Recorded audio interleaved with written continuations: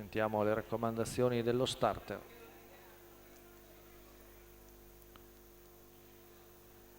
Abbiamo Sherwood B che viene accompagnato, come il suo solito, il Sauro da Varenne, che ora è un po' indietro. Sherwood B è al largo della seconda fila.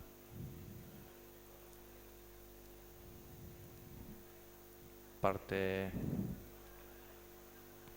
praticamente come se avesse il 10 o l'11.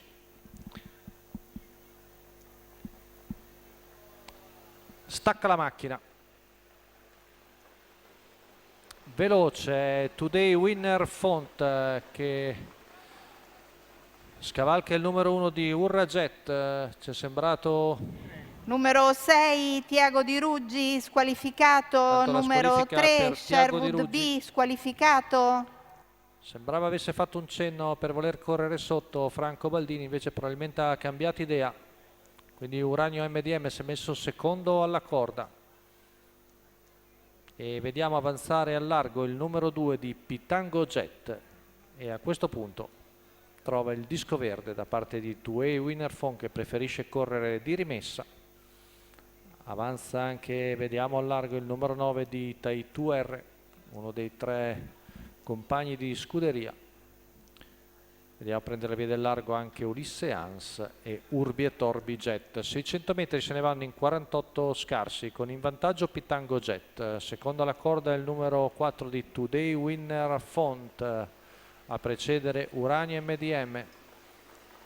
Poi vediamo il treno esterno composto da Tai2R, intanto il numero 1 di Urrajet anticipa Urbi e Torbi Jet. Giro percorso in 1-3-2, sempre in vantaggio Pitango Jet sul numero 4 di Today Winner Font, poi Tai2R, chilometro in 1-18-2, sembra fare sul serio Marcello Vecchione con Pitango Jet, ci prova Urbi e Torbi Jet dalle retrovie, ma il battistrada è ancora bello tonico al comando. Percorre una retta di là in 14-2, 29-2 il terzo quarto. Allunga ancora il figlio di Super Gil che sembra fare corsa a sé. Pitango Jet al rientro, ultima curva passata in 14-9.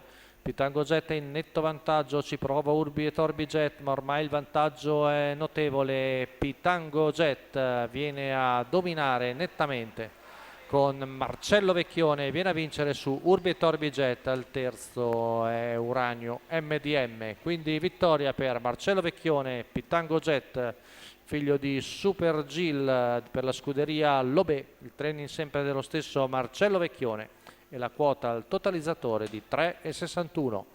È tutto per la serata di questa sera all'ippodromo del Savio di Cesena. L'appuntamento è per martedì prossimo.